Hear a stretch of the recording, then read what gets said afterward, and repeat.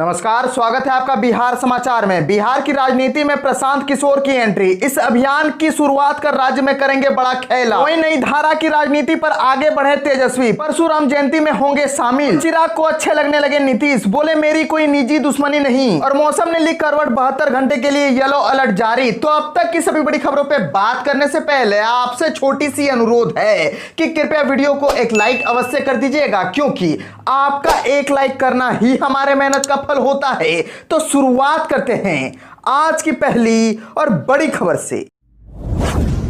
इस वक्त की बड़ी खबर बिहार से आ रही है, जहां बिहार की राजनीति में प्रशांत किशोर की एंट्री हो चुकी है। एक अभियान की शुरुआत कर राज्य में करेंगे बड़ा खेला। दरअसल बिहार की राजनीति में चुनाव रणनीतिकार प्रशांत किशोर एंट्री मारने की तैयारी में है। सोमवार को प्रशांत किशोर ने बड़ा ऐलान करते हुए बिहार में जन स्वराज लाने की घोषणा कर दी है। बिहार के मुख्यमंत्री नीतीश कुमार के चाणक्य कहे जाने वाले प्रशांत किशोर चुनावी राजनीति में उतरने का मन बना चुके हैं। प्रशांत किशोर ने ट्वीट कर बिहार में स्वराज लाने की घोषणा की है। बिहार में अपनी राजनीति की शुरुआत करने की घोषणा करते हुए प्रशांत किशोर ने कहा है कि लोकतंत्र में एक सार्थक भागीदार बनने और जन समर्थक नीति को आकार देने में साल तक काम किया। अब मैं इसको जिंदगी के पन्ने को पलटता हूं और उनके मुद्दे को बेहतर ढंग से समझने के लिए जन सुराज, लोगों का सुशासन के लिए यह हमारे लिए जनता जनार्दन लोगों के पास जाने का समय है। प्रशांत किशोर के ट्वीट से यह साफ है कि वह बिहार की राजनीति में आने के साथ साथ पूरे बिहार का भी दौरा करेंगे और गैर राजनीतिक लोगों से मुलाकात कर उन्हें अपने इस अभियान से जोड़ेंगे। प्रशांत किशोर ने इसके पहले भी एक अभियान को शुरुआत की थी, बात बिहार की। इस अभियान से बिहार के सैकड़ों युवाओं को जोड़ा भी था,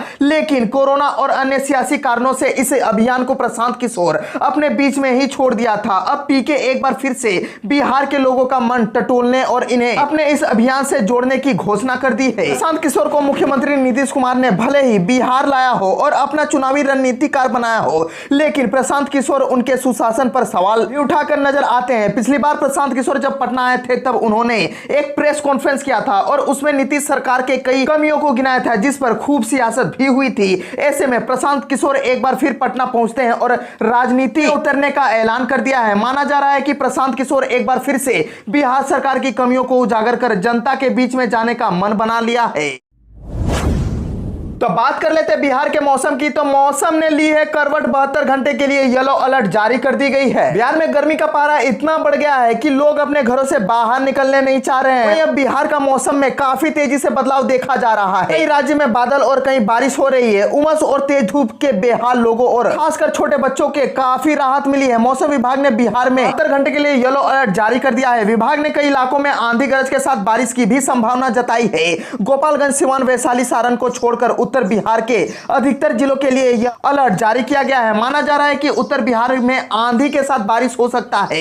कई इलाके में मेघ गर्जन की आशंका है। वहीं कई इलाकों में ओले भी पड़ सकते हैं और दक्षिण बिहार में तेज हवा चल सकती है। मौसम को देखते हुए उत्तर बिहार के 9 जिलों में मौसम विभाग ने अलर्ट जारी कर दिया है। पश्चिम चंपारण, पूर्वी चंपारण, सुपौल, अररिया, पूर्णिया, शिवहर, सीतामढ़ी, मधुबनी और किशनगंज में बिजली के साथ ओले भी गिर सकते हैं। उत्तर बिहार के अधिकतर जिलों और दक्षिण पश्चिम बिहार को छोड़कर अन्य जिलों में भी अलर्ट रहेगा। पटना के मौसम विज्ञान केंद्र के विज्ञानी संजय कुमार ने बताया कि वर्तमान में पूर्वी उत्तर प्रदेश से लेकर बंगाल की खाड़ी तक ट्रफ लाइन गुजर रही है, जिस वजह से उत्तर बिहार में जमकर बारिश हो रही है। अनुमान लगाया जा रहा है कि आगे भी प्रदेश में मौसम का उतार चढ़ाव बना रहेगा।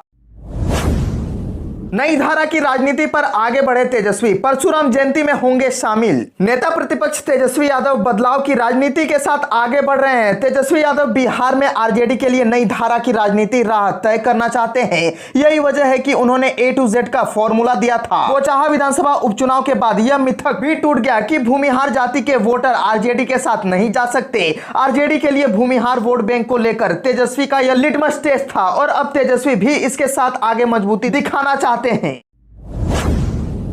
चिराग को अच्छे लगने लगे हैं नीतीश, बोले मेरी कोई निजी दुश्मनी नहीं। चिराग पासवान को मुख्यमंत्री नीतीश कुमार का कट्टर विरोधी माना जाता है। विधानसभा चुनाव के दौरान नीतीश कुमार के खिलाफ अगर किसी ने सबसे ज्यादा हमला बोला तो चिराग उसमें सबसे ऊपर थे। लेकिन हाल के दिनों में नीतीश कुमार और चिराग पासवान की नजदीकियां देखने को मिली है। पिछले 2 मौकों पर जब भी नीतीश कुमार से मिले तो उन्होंने पैर छूकर आशीर्वाद लिया। पूर्व मुख्यमंत्री जीतन राम मांझी के आवास पर इफ्तार पार्टी के दौरान जब चिराग थोड़ी दूर पर बैठे थे तो नीतीश कुमार ने उन्हें अपने पास बुलाया, चिराग का हालचाल लिया और चिराग ने भी पैर छूकर नीतीश कुमार का आशीर्वाद लिया था। चिराग और नीतीश की इन्हीं नजदीकियों को लेकर जब चिराग से सवाल किया गया तो उनका ताजा बयान सामने आया है। चिराग पासवान ने कहा है कि नीतीश कुमार से उनकी कोई व्यक्तिगत दुश्मनी नहीं है, वह नीतीश कुमार की नीतियों का वह विरोध करते रहे हैं। सरकार के गलत फैसलों का आवाज उठाना व्यक्तिगत विरोध नहीं होता। चिराग पासवान ने कहा कि नीतीश कुमार मुझसे उम्र में बड़े हैं, वह मेरे पिता रामविलास पासवान के मित्र रहे हैं, दोनों ने एक साथ काम किया है, इसलिए आज मैं अगर उनका आशीर्वाद लेता हूं तो इसमें कोई हर्ज नहीं है। चिराग ने साफ शब्दों में कहा कि मैं नीतीश कुमार का व्यक्तिगत विरोध नहीं करता, लेकिन नीतियों पर सवाल उठाया जा सकता है। चिराग और नीतीश की नजदीकियों को लेकर सियासी गलियारे में कई तरह की चर्चा है, लेकिन जानकार मानते हैं कि नीतीश की तरफ से चिराग पर चलाया गया यह मोहबान यूं ही नहीं है। दरअसल नीतीश को इस बात का एहसास है कि चिराग ने उन्हें विधानसभा चुनाव में कितना नुकसान पहुंचाया। विधानसभा चुनाव के बाद जेडीयू की कम हुई सीटों को लेकर समीक्षा की गई थी तो उपेंद्र कुशवाहा और चिराग पासवान को नीतीश ने अपने लिए सबसे नुकसानदेह पाया था। यही वजह रही कि नीतीश कुमार ने तत्काल कुशवाहा को अपने साथ कर लिया, लेकिन चिराग उनके खिलाफ मोर्चा खोले रहे। अब चिराग की पार्टी और परिवार में खराब हो चुका है, वह राजनीतिक तौर पर पहले से कमजोर हुए हैं। ऐसे में नीतीश कुमार को लेकर उनका भी रुख नरम है। बेगूसराय में 30 वर्षीय महिला ने की खुदकुशी, बांका में देसी शराब के साथ एक गिरफ्तार। लखीसराय के सूर्यगढ़ा थाना अंतर्गत अलीनगर गांव के समीप सड़क हादसे में पिता की मौत हो गई, जबकि पुत्री घायल है। युवती अस्पताल में जिंदगी के लिए संघर्ष कर रही है। मृतक की पहचान अलीगढ़ निवासी 55 वर्षीय अनिल शाह के रूप में हुई है। वहीं घायल युवती की पहचान 19 वर्षीय क्रांति कुमारी के रूप में की गई है। जानकारी के अनुसार सूर्यगढ़ा से लखीसराय की ओर जा रही ट्रक अनियंत्रित होकर सड़क किनारे स्थित दुकान में जा घुसा।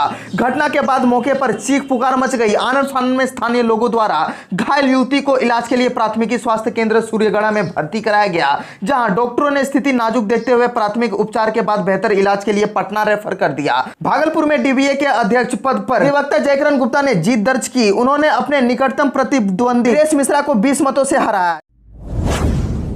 सीएम ने तेजी से काम करने का दिया निर्देश। नीतीश कुमार ने अटल पथ निर्माणाधीन जेपी गंगा पथ का किया निरीक्षण, अपर मुख्य सचिव से ली जानकारी। मुख्यमंत्री नीतीश कुमार ने अटल पथ और निर्माणाधीन जेपी गंगा पथ का निरीक्षण किया। निरीक्षण के दौरान उन्होंने दीघा से दीदारगंज तक निर्माण कराए जा रहे जेपी गंगा पथ के निर्माणाधीन कार्यों की जानकारी ली और कार्य को तेजी से पूर्ण करने का अधिकारियों को निर्देश दिया। मुख्यमंत्री ने अटल पथ फेज 2 के निर्माण कार्य को भी जल्द पूर्ण करने का निर्देश दिया है। निरीक्षण के दौरान मुख्यमंत्री को पथ निर्माण विभाग के अपर मुख्य सचिव प्रत्यय अमृत ने जेपी गंगा पथ के निर्माण कार्यों और पथ के विभिन्न अलाइनमेंट की जानकारी दी। निरीक्षण के दौरान मुख्यमंत्री सभ्यता द्वार पीएमसीएच के सामने जेपी गंगा पथ पर रुककर वहां के लिंक पथ के निर्माण कार्यों की जानकारी ली और निर्माण कार्य बेहतर ढंग से जल्द पूर्ण करने का निर्देश दिया।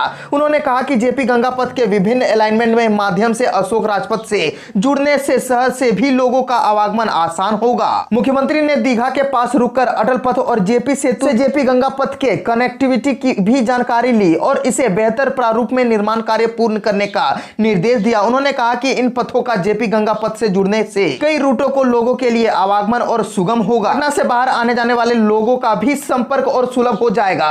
मुख्यमंत्री ने अधिकारियों को निर्देश दिया कि जेपी गंगा पथ के अगले फेज के भी कार्य योजना बनाए। निरीक्षण के दौरान पथ निर्माण मंत्री नितिन नवीन सहित विभाग के कई अधिकारी मौजूद थे।